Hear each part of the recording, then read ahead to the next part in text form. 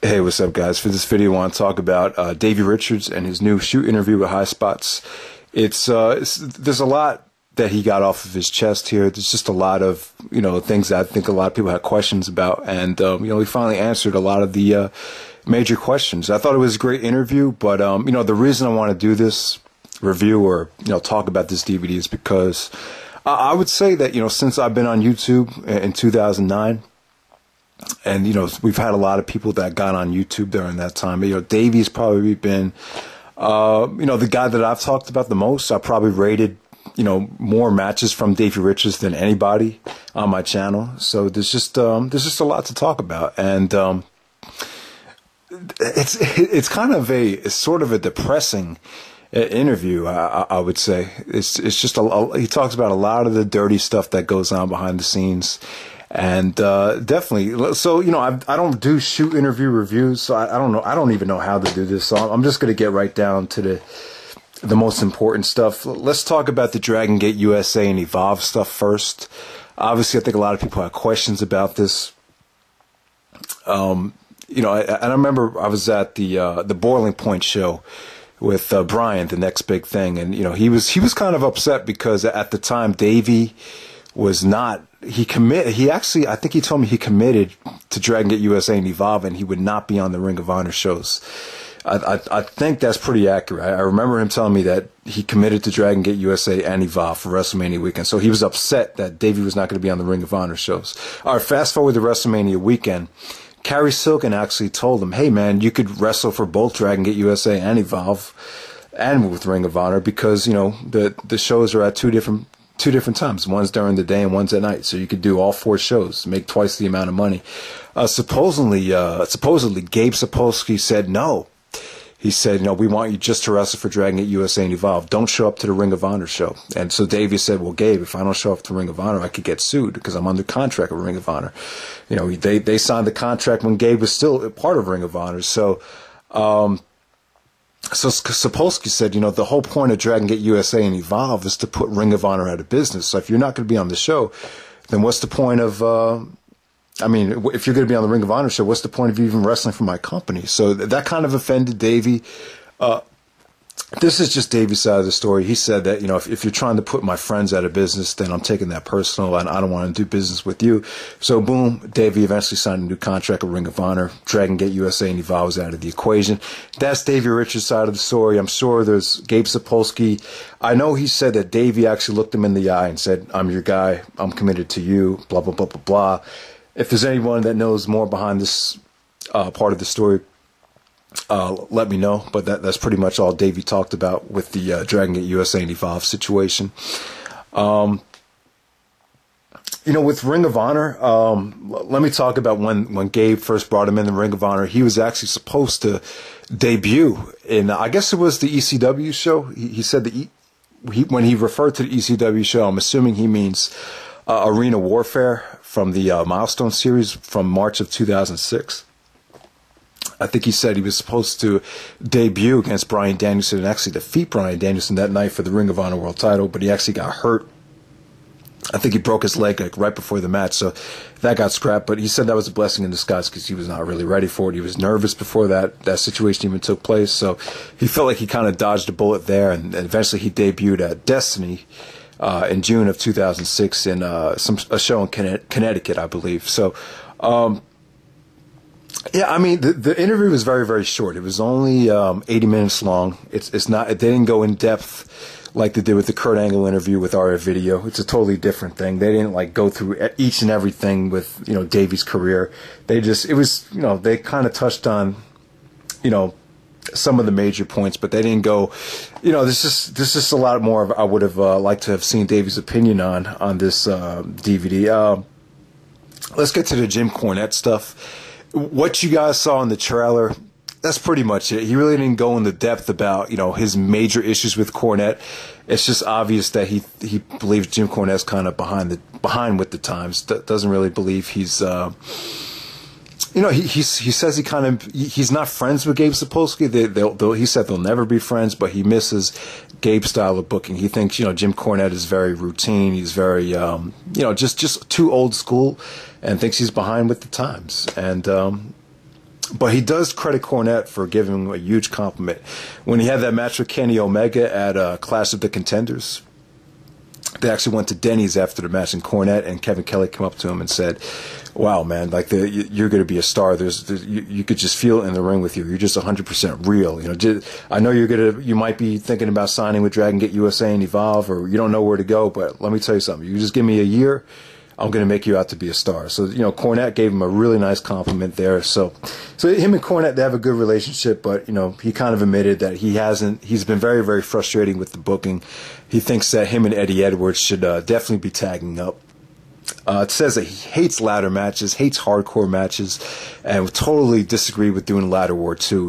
He thought that was he thought it was a terrible match, and he thought his performance in that match was awful.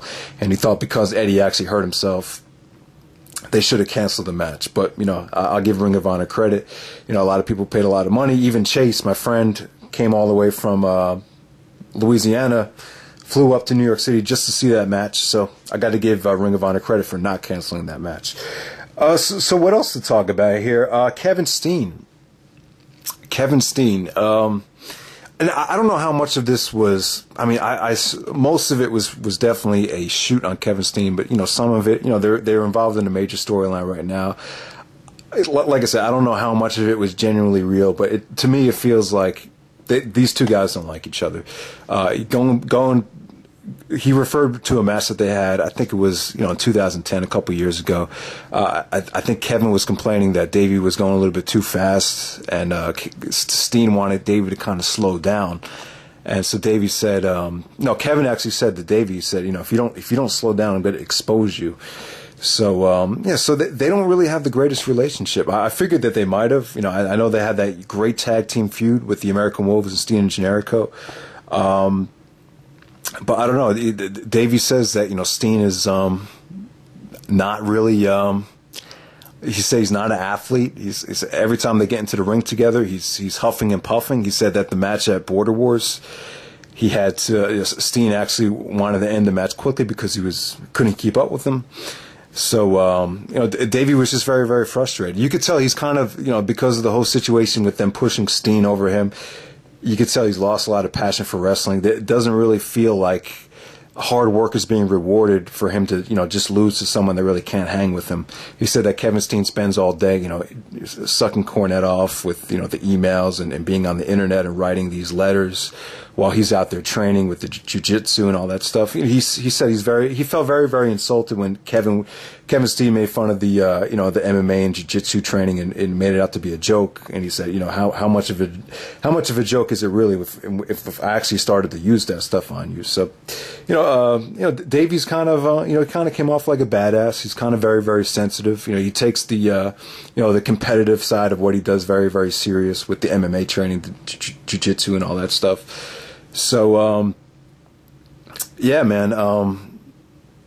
So what else to talk about? As far as the Kevin Steen stuff, he was very, very insulted when Steen interrupted the. Like I said, I don't know how much of this is real. I mean, I assume he was actually legitimately pissed. He thought that O'Reilly and Adam Cole, you know, he thought that was their big moment. He thought it was very, very disrespectful for Kevin Steen to come out and for him to say that he should have been in the main event and totally crap all over what they just did in the ring by busting their ass 45 minutes the way they did. So he felt kind of you know, and he thinks that the Steen thing is going to flop. He doesn't think Kevin Steen is from the same mold as you know guys like him, Samoa Joe, Bryan Danielson, Christopher Daniels, AJ Styles. He feels like, you know, Steen is one of those guys that just relies on shock value, you know, spitting in people's faces, you know, cursing, and you know, he admits that he does have charisma, but he thinks the Steen thing is going to totally flop. And he thought that Ring of Honor was just desperate. That's why they were in such a rush to put the belt on Steen. And as far as my thoughts on Kevin Steen, you know, I was very, very supportive of Steen. I thought a lot of it had not really to do with me being totally behind Steen. I was more just very, very disappointed with Davey's effort with his promos. You know, Davey kind of admitted that he's toned his style down for Kevin Steen, not just within the ring, but in the promos as well. So basically, Cornette and everybody Davey has admitted that, he's been actually told to tone down everything, and is definitely frustrated that he's not tagging up with Eddie Edwards. Totally put over Eddie Edwards huge. He said that him and Eddie Edwards, he said the whole thing with him winning the championship was definitely mishandled. He felt like Eddie should have definitely had a much longer title reign, and he felt like he was doomed from the start because they were trying to make Davey out to be the golden boy at best in the world. He said that the match that Eddie Edwards and the title reign that Eddie Edwards had, having that great match with Daniels, and he said he loved the Hero match. He said the match with Chris Hero at Revolution Canada was one of the best matches he's ever seen. So he felt like Eddie Edwards was totally, that title reign was totally wasted. He felt like Eddie was just kind of used in that whole situation. So, and like I said, man, he thinks Cornette's behind with the times and misses Gabe Sapolsky's style of booking, even though he doesn't really like him as a person. And like I said, Sapolsky, Gabe actually told Davey that the whole purpose of Dragon Gate USA and Evolve is to take over and become the major #1 indie and put Ring of Honor out of business. Which, that still might happen. I think Dragon Gate USA and Evolve, they have an opportunity to do that with Ring of Honor, slowing down to the way they are, but they're just not capitalizing. They're not putting on the kind of shows. They just don't have enough talent. I think Dragon Gate USA and Evolve has a lot of talent, but they're not putting on the kind of shows that's making people go crazy. No one really talks about their stuff. Johnny Gargano's a strong champion, but it's not at the point right now where they're totally overshining Ring of Honor. But a lot of that just has to do with the indies in general. The indies in general are just, like Johnny Gargano said in his promo, they're struggling right now. The talent's just not there. Even though I think PWG is doing a hell of a job every single month, booking great shows that make people want to spend money.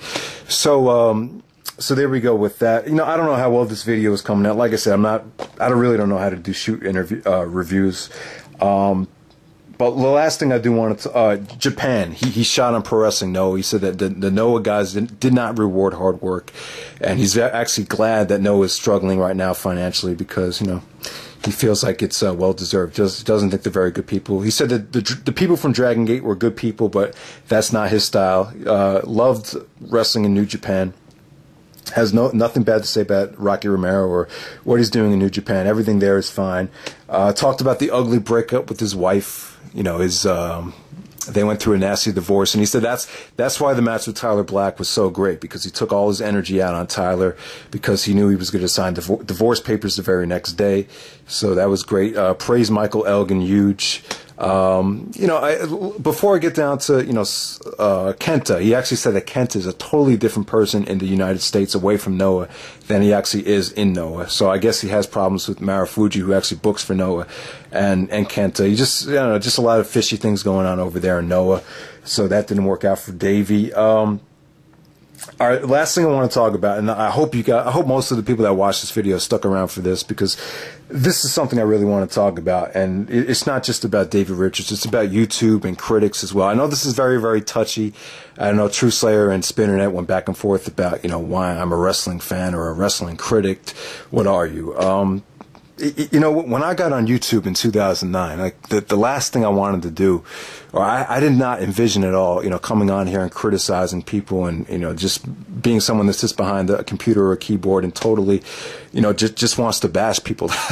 That's like the last thing I ever wanted to do. I at the time I loved Ring of Honor, and at the time I felt like that was a great way to get better in front of the camera and, just kind of promote what I thought was great wrestling. Because I don't know, besides True Slayer and maybe a couple other people, there really wasn't that much at the time with people, I felt like the product deserved a lot more. So that's why I loved talking about Ring of Honor. I love talking about the good stuff. I never really, and it's just a shame now because you really can't talk about Ring of Honor without, criticizing people or pointing out the flaws or talking about where did it all go wrong. You just can't nowadays. And, it really seems like Davey has been affected by the criticism. I just feel like he's lost a lot of confidence over the last year you know, there's been so many critics saying that his personality sucks about the selling. He actually mentioned that he doesn't give a fuck what people think about the selling. He wrestles for him. He's going to do it whatever way he wants. And, you know, personally for me, the reason I love Davey is because of the intensity, his competitiveness. He treats wrestling like it's a sport, like it's real. And that's what I love about him. I love, you know, he's had some of the best matches I've ever seen, Davey Richards. I mean, the guy's been on fire for the last couple of years. I mean, let's make no mistake about it. Even though his character got bland, he still went out there, had the 5-star match with Michael Elgin. So, but you could definitely tell he doesn't care about the critics. He actually, you know, he kind of has some harsh words for, you know, I don't know if he was really referring to the YouTube community or the Pro Wrestling Observer, but he actually said that, you know, his grandpa told him this a long time ago. He says, the people that cannot do what I do and that criticize us for it are cowards. He actually called most of the critics cowards that cannot get inside a ring and do what they do. He said because those people, as soon as they experience adversity, they're going to crumble right away. So it was kind of a, you know, it's kind of one of those things that I think a lot of people, if they see that, they'll think about it. They'll think about what he said. And, you know, I just, you know, I haven't been totally critical of Davey. It's like I said, I've been more kind of critical of the personality over the last year. It just seems like the promos have been kind of uninspired, and you could just tell that whoever's booking Ring of Honor over the last year, Cornette, Delirious, it just seems like a totally different person than when Davey, you know, broke out of his shell when Gabe Sapolsky and Adam Pearce were booking. So that's the only thing right there. But I've always loved Davey in the ring. You know, even, you know, I'm not one of the guys that was really critical of the selling. If some people were critical of the selling, you know, I mean, I can't really hold it against them. You know, selling is a huge part of wrestling. I know AMC N1 and a lot of the other guys, it really did affect their enjoyment of some of Davey's matches. So, but just want to say that Davey and a lot of the other guys out there, if some of those guys were ever offended, if I ever criticized somebody for, you know, sucking in the ring or whatever, then I apologize for that. Because, you know, when I got on YouTube just to, you know, talk about the great company that Ring of Honor used to be, you know, I never had any intentions of hurting anyone's feelings or making anyone so, you know, lowering anybody's confidence. So I just want to say that. So, yeah, and I know it's a very, very touchy subject about the critics and, you know, the wrestling fan and the wrestling critic type of thing. But, you know, I just, you know, for me, I never had any ambition to be a wrestler. You know, when I grew up, I wanted to be Michael Jordan. You know, Michael Jordan was my idol.